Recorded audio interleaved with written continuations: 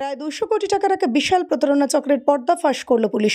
গোপন সূত্রে খবর পেয়ে আসানসোল কন্যাপুর ফাঁড়ির আধিকারিক পার্থ প্রতিম চক্রবর্তী এবং আসানসোল উত্তর থানার আধিকারিক অমিত হালদারের নেতৃত্বে বিশাল পুলিশ বাহিনী অভিযান চালায় কলকাতার একটি ডেরায়। সেখানে গ্রেপ্তার করা হয় নাদিম নামে এক ব্যক্তিকে। নাদিমকে জেরা করে পুলিশ সূত্রে আরও তথ্য পায়। এরপর আরেকটি জায়গা থেকে বিজয় পণ্ডিত সহ আরও 3 জনকে গ্রেপ্তার করা হয়।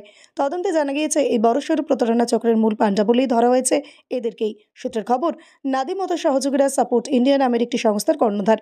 অভিযোগ, গরিব মানুষের চাকরি করিয়ে দেওয়ার নামে এবং স্বনির্ভর করে তোলার আশ্বাস দিয়ে দীর্ঘদিন ধরে লক্ষ লক্ষ টাকা তুলছিল তারা।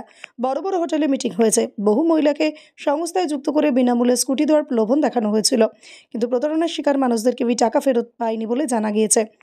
পরিস্থিতি উত্তপ্ত হলে ক্ষতিগ্রস্তরা আন্দোলনে সামিল হন। এরপর চাপ বাড়লে সংস্থার পক্ষ থেকে বেশ কিছু মানুষকে চেক দেওয়া হয়, কিন্তু প্রায় 90 থেকে 95টি চেকই বাউন্স করে, যা পুলিশ উদ্ধার করেছে।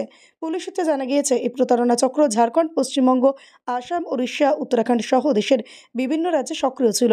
অবশেষে রবিবার পুলিশের জালে ধরা পড়ে চক্রের মূল বাজাররা। এখন নজর সম্পূর্ণ তদন্তে। এই বিশাল প্রতারণার জাল কতদূর পর্যন্ত ছড়িয়েছে তা খতিয়ে দেখছে পুলিশ।